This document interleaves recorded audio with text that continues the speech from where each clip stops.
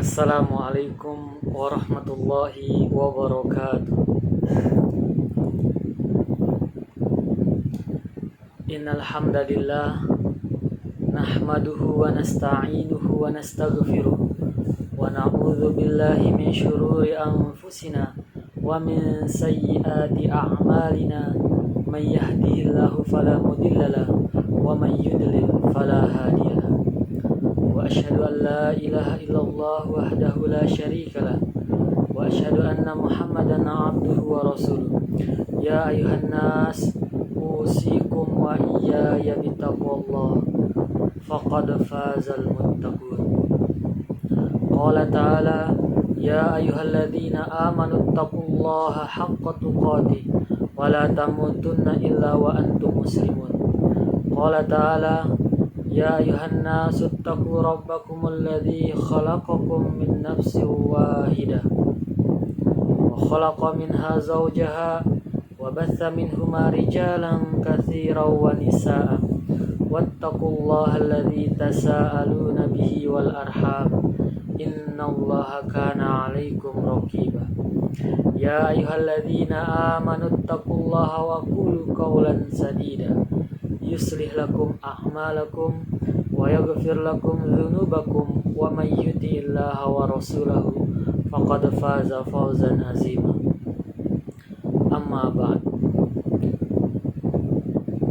Fa inna asdaqal hadithi kitabullah wa khairal hadi Muhammadin sallallahu alaihi wasallam wa syarrul umuri muhdatsatuha wa kullu muhdatsatin bid'ah wa kullu bid'atin dhalalah wa kullu dhalalatin finnar. Allahumma shalli wa sallim ala nabiyyina Muhammadin wa ala alihi wa sahbihi wa man tabi'ahum bi ihsanin ila yaumil qiyamah. Para hadirin yang berbahagia, pada hakikatnya tak ada penyejuk yang benar-benar menyegarkan dan tak ada obat yang paling mujarab selain takwa kepada Allah. Hanya takwa kepadanya lah satu-satunya jalan keluar dari berbagai problem kehidupan yang mendatangkan keberkahan hidup serta menyelamatkan dari azabnya di dunia maupun di akhirat nanti. Karena takwa jualah seseorang akan mewarisi surga Allah Subhanahu wa taala. Saudara-saudara yang berbahagia, pengertian takwa itu sendiri mengandung makna yang bervariasi di kalangan ulama. Namun semuanya bermuara kepada satu pengertian, yaitu seorang hamba meminta perlindungan kepada Allah Subhanahu wa taala dari azabnya. Hal ini dapat terwujud dengan melaksanakan apa yang diperintahkannya dan menjauhi apa yang dilarangnya. Para hadirin yang berbahagia, bila kata takwa disandarkan kepada Allah, maka artinya takutlah kepada kemurkaannya, dan ini merupakan perkara yang besar yang mesti ditakuti oleh setiap hamba. Imam Ahmad bin Hanbal radhiyallahu anhu berkata, takwa adalah meninggalkan apa-apa yang dimaui oleh hawa nafsu karena engkau takut kepada zat yang engkau takuti. Lebih lanjut ia mengatakan, takut kepada Allah, ridho dengan ketentuannya, dan mempersiapkan diri untuk menghadapi hari kiamat nanti.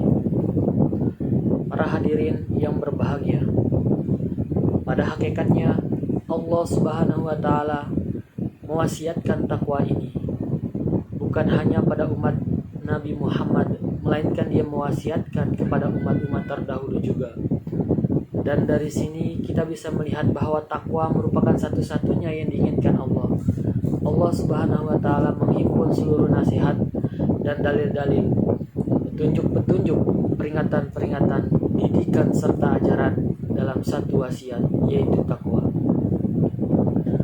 Hadirin yang berbahagia, pernah suatu ketika Rasulullah Shallallahu Alaihi Wasallam berwasiat mengenai takwa, dan kisah ini diriwayatkan oleh Irbad bin Sariyah bahwa Rasulullah Shallallahu Alaihi Wasallam sholat subuh bersama kami, kemudian memberi nasihat dengan nasihat yang baik yang dapat meneteskan air mata, serta menggetarkan hati yang mendengarnya. Lalu berkata salah seorang sahabat, "Ya Rasulullah, sepertinya ini nasihat terakhir. Oleh karena itu nasihatilah kami." Lalu Nabi bersabda yang artinya, "Aku wasiatkan kepadamu agar kamu bertakwa kepada Allah, mendengar dan mentaati, sekalipun kepada budak keturunan Habsyi. Maka sesungguhnya barang siapa di antara kamu hidup pada saat itu, maka dia akan menyaksikan banyak perbedaan pendapat. Oleh karena itu, hendaklah kamu mengikuti sunnahku dan sunnah khulafaur rasyidin yang mendapat petunjuk.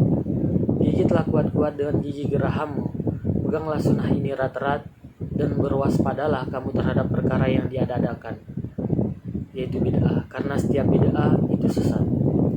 Hadis riwayat Ahmad, Abu Daud, Tirmizi, Ibnu Majah, Darimi, Baihaqi, Syarah, dan As-Sunnah. Dan Tirmizi berkata hadis ini hasan, sahih, dan sahih menurut Syekh Al-Albani.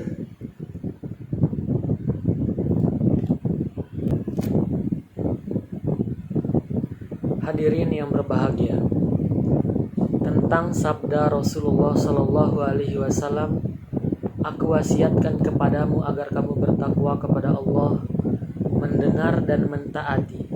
Tersebut di atas, Ibnu Rajab berkata bahwa kedua kata itu yaitu mendengar dan mentaati mempersatukan kebahagiaan dunia dan akhirat. Adapun takwa merupakan penjamin kebahagiaan di dunia dan di akhirat.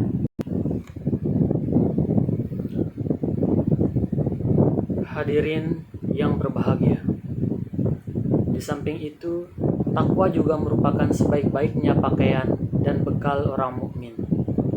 Hal ini seperti yang digambarkan oleh Allah Subhanahu wa taala dalam firman-Nya surat Al-A'raf ayat 26 dan Al-Baqarah ayat 197.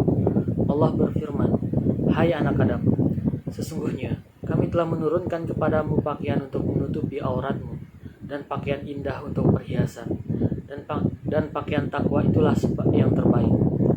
Al-A'raf ayat 26. Allah Ta'ala menganugerahkan kepada hamba-hambanya pakaian penutup aurat, al-libas, dan pakaian indah, al-arishi. Maka al-libas merupakan kebutuhan yang harus, sedangkan arishi sebagai tambahan dan penyempurna. Artinya, Allah menunjuki kepada manusia bahwa sebaik-baik pakaian yaitu pakaian yang bisa menutupi aurat yang lahir maupun batin, dan sekaligus memperindahnya yaitu pakaian takwa. Qasim bin Malik meriwayatkan dari Aub dari Ma'bad al-Juhani berkata, "Maksud pakaian takwa adalah al-haya, malu." Sedangkan Ibnu Abbas berpendapat bahwa pakaian takwa adalah amal soleh, wajah yang simpatik, dan bisa juga bermakna segala sesuatu yang Allah ajarkan dan tunjukkan. Adapun takwa sebagai sebaik-baiknya bekal, sebagaimana tertuang dalam firman Allah dalam surat Al-Baqarah ayat 197, "Berbekallah, dan sesungguhnya sebaik-baik bekal adalah takwa, dan bertakwalah kepadaku, hai orang-orang yang berakal."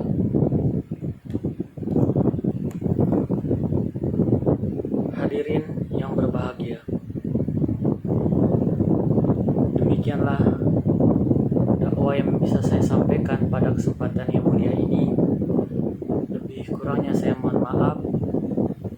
Apabila ada suatu kebenaran, maka itu datangnya dari Allah Subhanahu wa taala, dan apabila ada kesalahan, maka itu datangnya dari saya pribadi. Akhirul kalam, assalamualaikum warahmatullahi wabarakatuh.